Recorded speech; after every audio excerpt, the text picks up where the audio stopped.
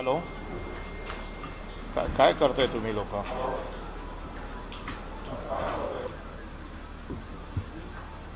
नाही, पण ते करावं लागेल तुम्हाला, कारण तुम्ही नाही, पण ते तुम्ही आता काय म्हणजे त्याचे काय घेताय की नाही ताब्यामध्ये? हं? ओके.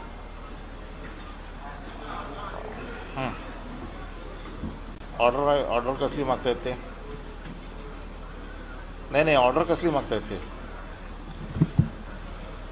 ते ऑर्डर कसली मागतायत? अहो, कोर्टाने दोन्ही ते काय ते तुम्ही हायकोर्ट ते येणार नाही कॉन्फिडन्समध्ये. हायकोर्ट आणि सेशन्स कोर्ट दोघांनी नाकारलेलं आहे त्यांचं जामीन.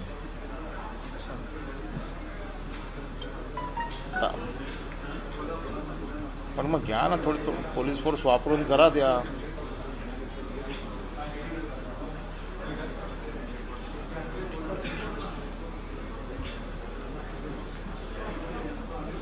अहो, वेळ लागणार तोपर्यंत ते कोर्टबाजी चालू जाणार त्याची.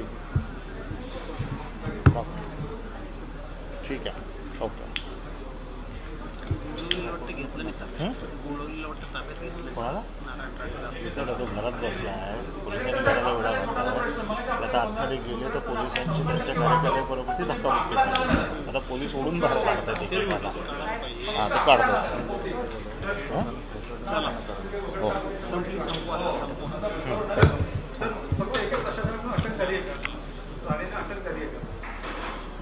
मला अजून ह्याची माहिती पूर्ण मिळालेली नाही आहे, त्यामुळे मी आत्ता ऑफहँड तुम्हाला सांगू शकत नाही अटक झाली की नाही. हॅलो,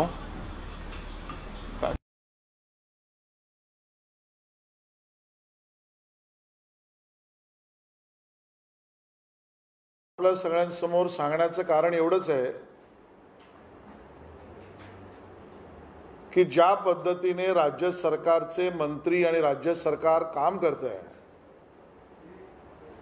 याचा हा उघड पुरावा आहे. सन्माननीय मंत्री अनिल परबजी डीपीडीसीच्या मीटिंगमध्ये हे भाष्य करतायत जे रेकॉर्ड झालंय. मी चुकत नसेल तर माझ्या माहितीने डीपीडीसीची मीटिंग 11 वाजता सुरू झाली, दुपारी 1च्या आधी संपली. बरं, त्या 11 ते 1च्या मध्ये कधीतरी ते जर बोलले आहेत आणि त्यामध्ये स्पष्ट जे म्हणतात, जे महत्वाचं वाक्य आहे की हायकोर्ट आणि सेशन्स कोर्ट यांनी रिजेक्ट केलेलं आहे. 11 ते 1 मध्ये हायकोर्टात आणि सेशन्स कोर्टामध्ये अँटिसिपेटरी बेल किंवा बेलचं ऍप्लिकेशन दाखल आणि प्रक्रियाही झालेली नाहीये. कोर्टासमोर जे दावा आणि प्रक्रिया सुरूच झाली नाही त्याबद्दल मंत्री महोदय आधीच ती नाकारण्यात आली आहे, नाकारली जाणार आहे असं विधान करतायत. खोटं तर ते बोलतातच आहेत, पण ज्या पद्धतीने राणे साहेबांना अटक केलं यामध्ये 3 गोष्टी प्रमुखतः स्पष्ट होत आहेत. नंबर 1, त्या IPS अधिकाऱ्यांवर सरकारमध्ये बसलेल्या मंत्र्यांचा दबाव केवढा आहे. नंबर 2, अनिल परब हे काही गृहमंत्री नाहीत आणि त्यामुळे सन्माननीय शरद पवार साहेबांनी कधीतरी नाराजगी व्यक्त केल्याचं आम्ही वर्तमानपत्रात वाचलं होतं की गृह खात्यामध्ये जे राष्ट्रवादी काँग्रेसकडे आहे त्यामध्ये अनिल परब हस्तक्षेप आणि घुसखोरी कशी करतायत हा मुद्दा क्रमांक 2 आहे. आणि त्यापेक्षाही गंभीर मुद्दा हा आहे की जी आमची माहिती आहे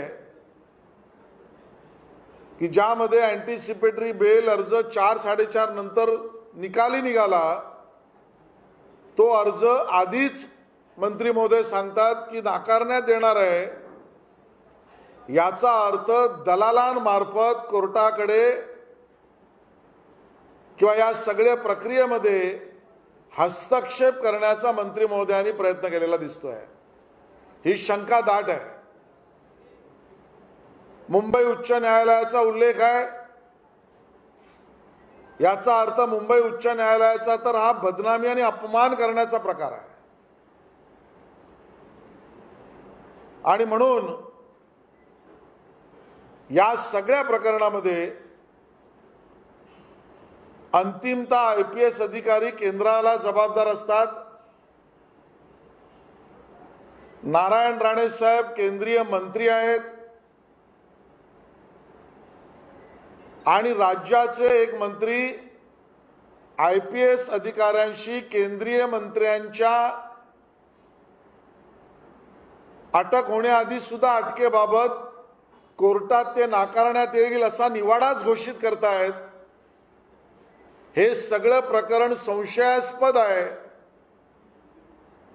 यात IPS अधिकारी आणि राज्यातले मंत्री यांच्या फोनवर काय बोलणं झालं?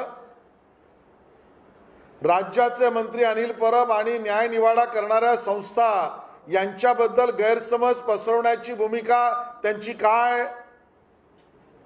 या सगळ्या प्रकरणात निवाडा होण्याआधीच निकाल जाहीर करण्याची राज्याच्या मंत्र्यांची भूमिका ही न्याय व्यवस्थेवर प्रश्नचिन्ह निर्माण करणारी आहे.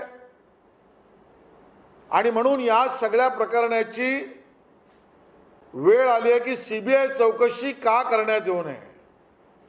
मंत्र्यांसहित अधिकाऱ्यांची, अनिल परब सहित तितक्या स्थानिक IPS अधिकाऱ्यांची काय बोलणी झाली, काय संदेश झाले, कोणाशी बोलणं झालं, अर्ज होण्याआधी निवाडा का आला, आणि हे सगळं केंद्रीय मंत्र्याबाबत होत असल्यामुळे CBIची चौकशी करण्याची वेळ आली आहे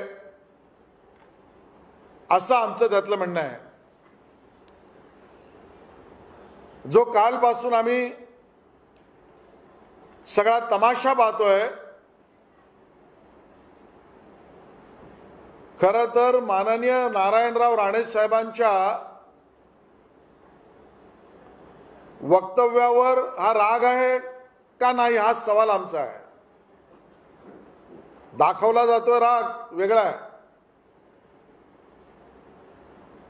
मी त्या विवादित वाक्यावर भाष्य करणार नाही, कारण देवेंद्रजींनी मुख्यमंत्रीपदी बसलेल्या व्यक्तीच्या बाबतीत संयम ठेवला पाहिजे भूमिका पक्षाची स्पष्ट केली आहे. पण ज्या पद्धतीने राणे साहेब या आधी बोललेत, त्यांच्या शैलीने बोललेत, या वेळेला हा आकांड तांडव करण्याचा प्रयत्न म्हणजे राणे साहेबांच्या त्या वाक्यावरचा राग नसून माननीय मुख्यमंत्री महोदयांची स्वातंत्र्य दिनाच्या अमृत महोत्सवाच्या बाबतीतल्या अज्ञानाला उघड झाल्याचा थैथयाट आहे. स्वतःचं अज्ञान एक्सपोज झालं, ते लपवायचं कसं म्हणूनचा थैथयाट आहे. माननीय मुख्यमंत्री महोदय 15 ऑगस्टचा कार्यक्रम सरकारी कार्यक्रम, ती क्लिप दाखवते की मंत्रालयासमोरचा कार्यक्रम महाराष्ट्राला संबोधित करतायत. आणि त्यावेळेला महाराष्ट्राचे मुख्यमंत्री महाराष्ट्राला संबोधित करताना हा हिरक महोत्सव आहे का अमृत महोत्सव याच्याबद्दल शंका मनात निर्माण करतायत, अज्ञान जाहीर करतायत. हे जाणून बुजून केलं जात आहे का अजाणतेपणे ते झालंय. या देशातील स्वातंत्र्य सैनिक, देशभक्त नागरिक, सरकारी अधिकारी, पॅरामिलिटरी फोर्सेस या सगळ्यांसाठी जो दिवस देशाच्या 75 वर्षाच्या स्वातंत्र्य दिनाच्या अमृत महोत्सवाचा अभिमानाचा आहे, त्या बाबतीत मुख्यमंत्री महोदय सरळ सरळ खोटं विधान करतायत. हिरक महोत्सव की अमृत महोत्सव, आपलं अज्ञान दाखवतायत. मागे मुख्य सचिवांना विचारतायत, हे अख्ख्या देशाने पाहिलं. आणि त्यामुळे हे लपवण्याचा त्यांचा थैथयाट आहे. आमचा माननीय मुख्यमंत्र्यांना एकच सवाल आहे, या आपल्या झालेल्या घटनेची आपण देशाची आणि महाराष्ट्राची क्षमा याचना करणार आहात का?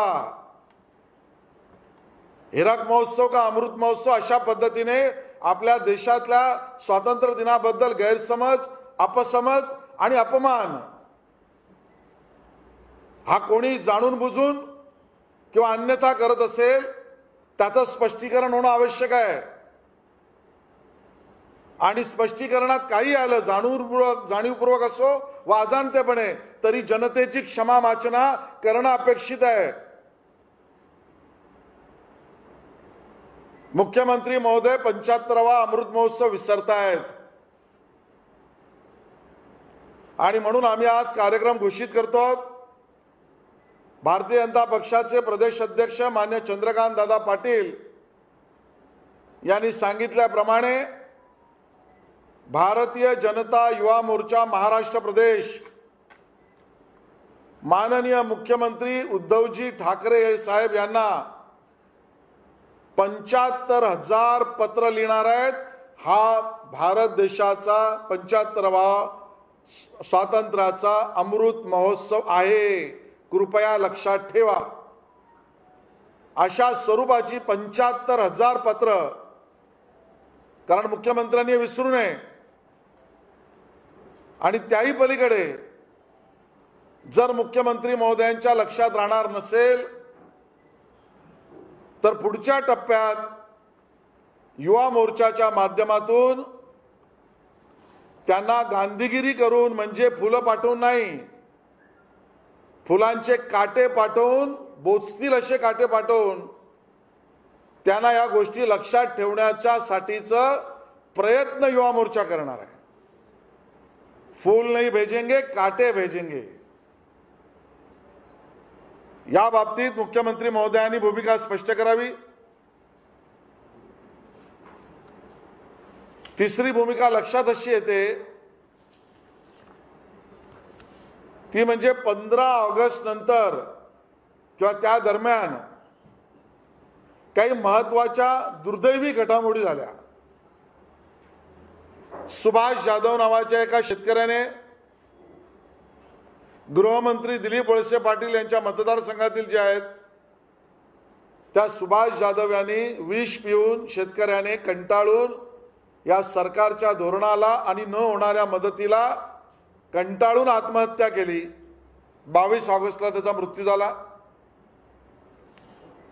त्याच दरम्यान 21-22 ऑगस्टच्या दरम्यान इंदापूर तालुक्यामध्ये शिवाजी कृष्णा चिमळकर, इंदापूरमधील शिवाजी कृष्णा चिमळकर या व्यक्तीने सुप्रिया सुळेच्या समोर त्याचा ऊस जळून गेला, वीज पुरवठा खंडित झाला, मदत झाली नाही म्हणून आत्महत्येचा प्रयत्न केला. पालघरमधील आदिवासी काळू पवार, दुर्दैव या महाराष्ट्राचं आहे, 500 रुपयाचं कर्ज स्वतःच्या मुलाच्या अंत्यविधीसाठी घेतलं आणि ते 500 रुपयाचं कर्ज फेडता नाही आलं म्हणून सावकाराने मारलं. त्याला कंटाळून त्या परिवाराने आत्महत्या केली. त्या आदिवासी कुटुंबाची आत्महत्या त्याच काळातली. अमरावतीत राजेश दानखेडे यांनी 22 ऑगस्टला व्यावसायिकाने आत्महत्या केली. हा सुभाष जाधव, शिवाजी चिमळकर, राजेश दानखेडे, काळू पवार या सगळ्या आत्महत्या ज्या आहेत दुर्दैवाने महाराष्ट्र राज्याच्या राज्यकारभाराला उद्विग्न, कंटाळून, परिसीमा गाठल्यामुळे आत्महत्या केल्या. जनक्षोभ वाढतोय. शंका मनात आमच्या ही येते की हा जनक्षोभ जो वाढताय त्यापासून लक्ष भटकवण्यासाठी या पद्धतीचा तमाशाने आंदोलन शिवसेनेची लोक पूर्ण महाराष्ट्रभर करतायत. असंवेदनशीलतेचा कळस आहे.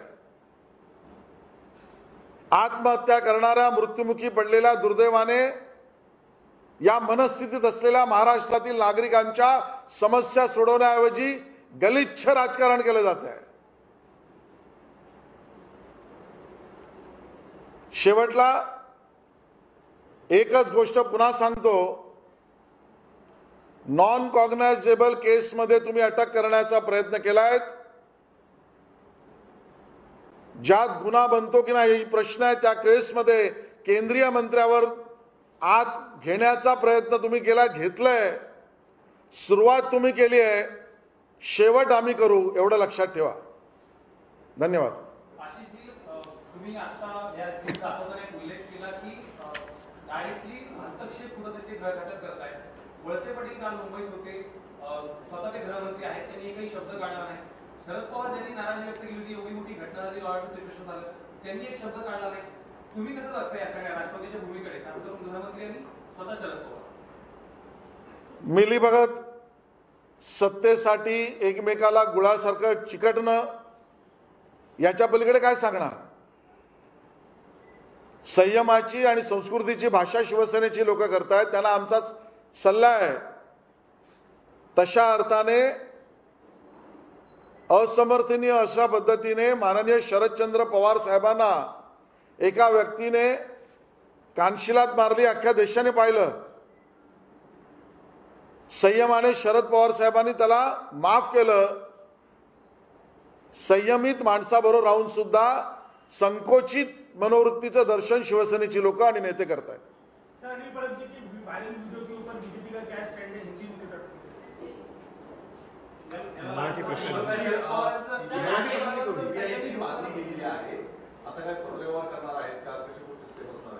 वेळ झाली आहे सीबीआयची चौकशी करण्याची, आणि त्यामुळे याच्यात जी जी कायदेशीर प्रक्रिया असेल, आवश्यक असेल, ती आम्ही करणार.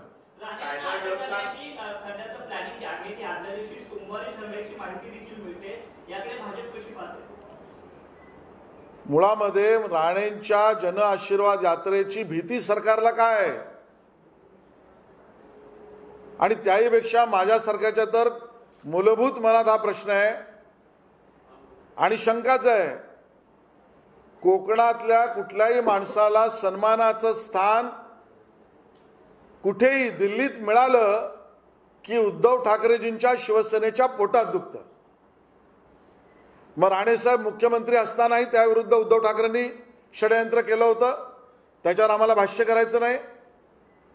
सुरेश प्रभूंना ज्या वेळेला उचित स्थान मिळालं कोकणातल्या आमच्या नेत्याला दिल्लीत, त्यांचा अपमान त्या वेळेला कार्यकारी प्रमुख म्हणून किंवा पक्षाचे नेते म्हणून उद्धवजींनी केलाय की नाही तुम्हाला माहिती आहे. आणि आता नारायणराव राणे साहेबांना केंद्रीय मंत्रीपद मिळाल्यावर कोकणाचा सन्मान झाला, उद्धव ठाकरेजीच्या शिवसेनेच्या पोटात दुखायला लागलं, हे सत्य आहे. आणि म्हणून या जन आशीर्वाद यात्रेमध्ये ज्या मी दुर्दैवी आत्महत्यांच्या प्रसंगात दुर्दैवाबद्दल सांगितलं, मध्ये सुभाष जाधव असतील, चिमळकर असतील, पवार असतील, अशा राज्य सरकारच्या कारभाराची लखतरं निघणार आहेत. म्हणून थांबवण्याचा प्रयत्न असेल ते षडयंत्र असेल असं आमचं मत आहे. 8 वर्षात पहिल्यांदा एका केंद्रीय मंत्र्याला अटक होते. केंद्रात भाजप सरकार आहे, मोदी शहा तिथं आहेत. या सगळ्या प्रकरणाकडे तुम्ही देखील अनेकदा त्यांच्या संपर्कात मागच्या काळात काही आहात, काही विशेष याबद्दल दखल घेतली आहे का केंद्राने, आणि याबद्दल काही पुढे केंद्र करताय का? तुम्ही तर मागणी करता. केंद्राच्या वतीने मी या ठिकाणी भूमिका मांडणं योग्य नाही, अपेक्षित नाही, करणार नाही. पण जसं महाराष्ट्रात पहिला केंद्रीय मंत्री अटक झाला किंवा अटक केला गेला, तसं दुर्दैवानं म्हणावं असं वाटतं या आपल्या छत्रपती शिवाजी महाराज, शाहू महाराज, बाबासाहेब आंबेडकर, महात्मा फुलेंच्या महाराष्ट्राचा पहिला मुख्यमंत्री उद्धवजी ठाकरे आहेत की ज्यांनी भारताच्या स्वातंत्र्य दिनाच्या दिवशी अपमर्द केलेला आहे.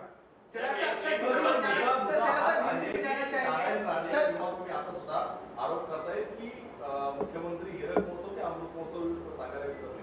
ज्यावेळेस मुख्यमंत्र्यांनी भाषण सुरू केलं त्याच्या भाषणामध्ये त्यांनी अमृत महोत्सवची सुरुवात केलेली आहे. त्याच्यानंतर हीरक महोत्सव का जाणून बुजून गेले, त्यांना मागून कोणी फ्रॉन्ट केलं, या बाबतीत तुम्ही बोललं पाहिजेत म्हणून त्यांच्या सहकारी पक्षात असलेल्या MIMच्या लोकांनी पत्र लिहिलं होतं का? खुलासा त्यांनी करावा.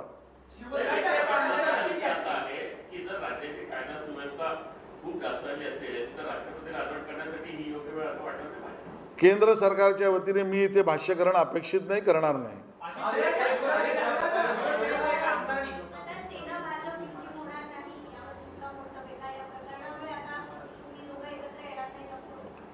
आज जी घटना महाराष्ट्राने पाहिली, एका केंद्रीय मंत्र्याला ज्या पद्धतीने अटक केलं जात आहे, त्याला अटकेच्या अगोदर त्याच्या न्यायालयीन अर्जावर निवाडा दिला जातोय, ते डायबिटिक असताना त्यांना जीव दिलं जात नाहीये, त्यांची मेडिकल टेस्ट होत नाहीये।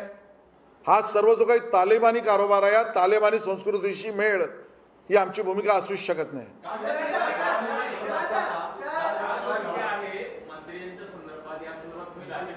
ऐकून आलं मंत्र्यांच्या संदर्भात जो व्हिडिओ दाखवण्यात आला, या संदर्भात तुम्ही राज्यपालांची भेट घेणार आहे, कारण की कुठेतरी हस्तक्षेप झाल्याचं दिसून येत आहे। पक्ष नेतृत्वाशी चर्चा करून निर्णय करून शिवसेनेच्या ज्या प्रकारे काल ही सगळी घटना घडत होती, कुठेतरी चर्चा होती की शांत झालेली शिवसेना बाळासाहेबांची ही नारायणांनी पुन्हा एकदा जागी केली, हा एक चर्चा होती। आणि दुसरं म्हणजे का ज्या प्रकारे काल संपूर्ण घटना घडलेली आहे, केंद्रीय मंत्र्यांना अटक केली, त्याचप्रमाणे 12 आमदार निलंबित केले, राज्यातल्या भाजपला आणि केंद्र सरकारला राज्य सरकारने इशारा दिला। राज्यातलं सरकार दबाव तंत्राचा अवैधानिक मार्गाचा वापर करते, हा आमचा आरोपच आहे। आणि केवळ या घटनेपुरता नाही, तुम्ही म्हणालात ते खरं आहे, केंद्रीय मंत्र्याला अटक करणं, नॉन कॉग्नायझेबल ऑफेन्समध्ये होणाऱ्या ऑफेन्समध्ये अटक करणं, त्याआधी CBIला महाराष्ट्रात येऊ न देणं, ED आम्हाला नको, राज्यात त्याचा प्रयत्न नको, त्याआधी बोलणाऱ्या मंत्र्यांना निलंबित करणं, त्याआधी सोशल मीडियावर लिहिणाऱ्याचा डोळा फोडणं, त्याआधी जो चॅनेलवर बोलेल त्याला घरात घुसून अटक करणं। खरं तर तालिबान सुद्धा आत्महत्या करेल एवढे झुंडशाहीचे प्रयत्न आहेत। तुम्ही म्हणाले की राज्यपालांना भेटण्यात पुढचा प्रयत्न राष्ट्रपती राजवट करण्यासाठी तुम्ही शिफारस करायला हवी। केंद्रीय नेत्यांच्या वतीने, सरकारच्या वतीने मी भाष्य करू शकत नाही। अशी शिवसेनेच्या एका आमदारांनी राणीची सुरक्षा काढा, मी त्यांचा पुतळा बाहेर काढला असं काही वेळा तुम्ही बोलले। आणि दुसऱ्या बाजूला काल देखील सगळे आंदोलन ज्यावेळी सुरू होती, युवा सेनेचे काही नेते असतील शिवीगाळ करताना जाहीरपणे दिसत आहेत। मागच्या काही काळामध्ये अजून एका शिवसेनेच्या आमदारांनी फडणवीसांबद्दल असं ते विधान केलं होतं, तुम्हाला वेगळा न्याय, विरोधी पक्षाला वेगळा न्याय, आणि ह्या काही वेगळ्या गोष्टी आता होतात, त्याच्यावर करावं असं वाटतं? नाही, खरंच आहे ना, ज्या पद्धतीने कारवाईचं सिलेक्शन मधला व्यक्ती हे शोधला जात आहे, त्याचा अर्थ कायद्याचं राज्य, सर्वसमावेशक आणि समानतेच्या भूमिकेचं राज्य आणि राज्य कारभार आहे का, हा प्रश्नच निर्माण होतोय। आणि त्यामुळे यांच्या या धमक्यांना आम्ही घाबरत नाही। आंदोलन करणाऱ्यांना सांगतोय की तुम्ही पोलीस बाजूला ठेवून आंदोलनाला या, मग आपण 2 हात करू।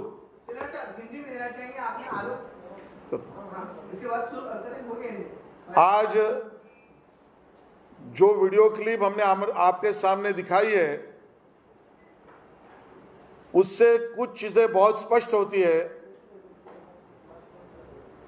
ये वक्तव्य या रिकॉर्डिंग सम्माननीय मंत्री अनिल परब जी का रत्नागिरी जिला के DPDC मीटिंग का भाग है।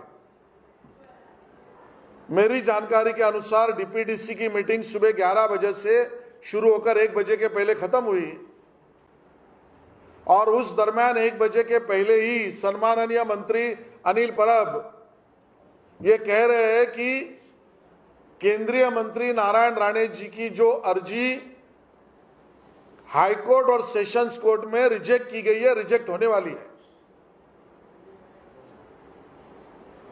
जानकारी 1 बजे के पहले दे रहे मंत्री अनिल परब जी, लेकिन कोर्ट की एंटीसिपेटरी बेल की प्रक्रिया, आर्गुमेंट 4 बजे के करीब हुए हैं, तब शुरू हुई है। तो जिस कोर्ट में ना अर्जी गई ना दलील हुई, वो कोर्ट इसको पहले ही रिजेक्ट करेगा। इस प्रकार की जानकारी शिवसेना के मंत्री अनिल परब कैसे दे रहे हैं? उनको उसकी जानकारी कैसे मिली? वो झूठ बोल रहे हैं या न्यायिक व्यवस्था को वहां पर हस्तक्षेप करके छेड़खानी करने का प्रयास कर रहे हैं? एक जगह तो मुंबई हाईकोर्ट का उन्होंने नाम लिया है, ये तो मुंबई हाईकोर्ट की सरासर बदनामी भी है। जिस प्रकार से नारायण राणे जी को जो केस नॉन कॉग्नाइजेबल हो सकती है उसमें अरेस्ट करके उसमें भी बेल न मिले और उसके भी पहले ही घोषणा हो, ये सब मामला संशय खड़ा करता है कहीं ना कहीं सवालिया जवाब सरकार को राज्य की देनी पड़ेगी, इस प्रकार का खड़ा करता है। अंत में आईपीएस अधिकारी केंद्र के सामने उनकी प्रक्रिया होती है। माननीय नारायण राव राणे जी केंद्रीय मंत्री है और उनके मामले में लेकर पुलिस से लेकर आईपीएस अधिकारी और राज्य के मंत्री और कोई राज्य के मंत्री और कोर्ट के मामले का बयान, ये सभी कोई ना कोई सवालिया निशान पैदा करते हैं, खड़ा करते हैं। इसके लिए समय आ चुका है इस पूरे प्रकरण की सीबीआई जांच की जाए, सच का सच सामने आ जाए। इस प्रकार की बात अभी हमको लगती है, जिस प्रकार से कल से पूरे राज्य में आंदोलन का प्रयास शिवसेना के लोग कर रहे हैं, वो उनका गुस्सा है या कुछ और है। राणे साहब के उस वाक्य पर गुस्सा ये दिखाने का जरिया उनका, उसके पीछे का राज क्या है। भारतीय जनता पार्टी ने तो भूमिका स्पष्ट की थी, उस प्रकार के बयानों से बचते तो अच्छा होता है। हमारी भूमिका होने के बावजूद यह आंदोलन या आकांड तांडव खड़ा किया जा रहा है। इसका सही कारण यह है कि महाराष्ट्र के मुख्यमंत्री उद्धव ठाकरे जी 15 अगस्त के दिन स्वतंत्रता दिवस पर मंत्रालय के सामने महाराष्ट्र को संबोधित करते समय जानबूझकर गलती करते हैं कि यह हीरक महोत्सव है कि अमृत महोत्सव है। यह 75वां अमृत महोत्सव है कि नहीं, इसके बारे में भ्रमित वातावरण निर्माण करना, अपमर्द करना, अपप्रचार करना और अपमान भी करने का प्रयास ये जानबूझकर है कि नहीं, इसके बारे में माननीय मुख्यमंत्री स्पष्टीकरण दे। और कारण कोई भी हो, जानबूझकर हो या नहीं हो, हम मांग करते हैं कि महाराष्ट्र और देश की जनता से माननीय मुख्यमंत्री उद्धव ठाकरे जी स्वतंत्रता दिवस के उस अपमर्द और अपमान के लिए क्षमा याचना करेंगे क्या। आगे चलकर माननीय मुख्यमंत्री इस बात को लगातार भूल रहे, ऐसा दिखता है कि अमृत महोत्सव 75 साल भारत के स्वर्णिम स्वतंत्रता को हो रहे हैं। और इसके लिए उनको याद दिलाने के लिए, बार बार याद दिलाने के लिए भारतीय जनता पार्टी के प्रदेश अध्यक्ष माननीय चंद्रकांत दादा पाटिल जी के आदेशानुसार भारतीय जनता युवा मोर्चा के प्रदेश के हमारे लोग कार्यकर्ता माननीय मुख्यमंत्री उद्धव ठाकरे जी को 75,000 पत्र लिखेंगे और उनको याद दिलाएंगे कि ये अमृत महोत्सव है, 75वां साल है, स्वर्णिम वर्ष है। उसकी बार बार याद दिलाएंगे 75,000 लेटर लिखकर। और दूसरे चरण में अगर फिर भी याद नहीं रहा तो उनको फूल नहीं कांटे भेजेंगे, चुभने वाले कांटे भेजकर उनको याद दिलाने का प्रयास करेंगे।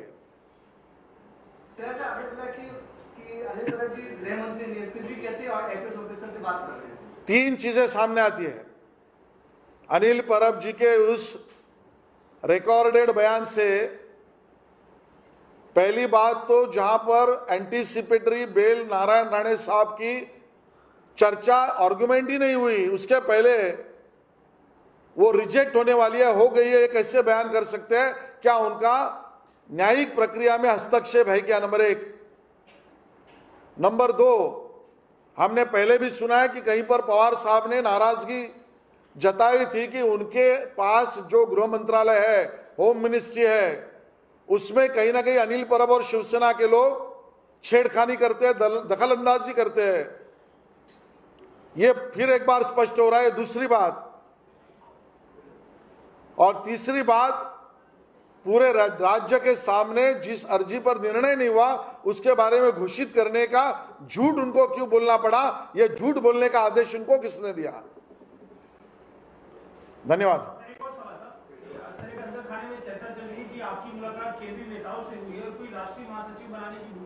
बहुत बहुत धन्यवाद भैया।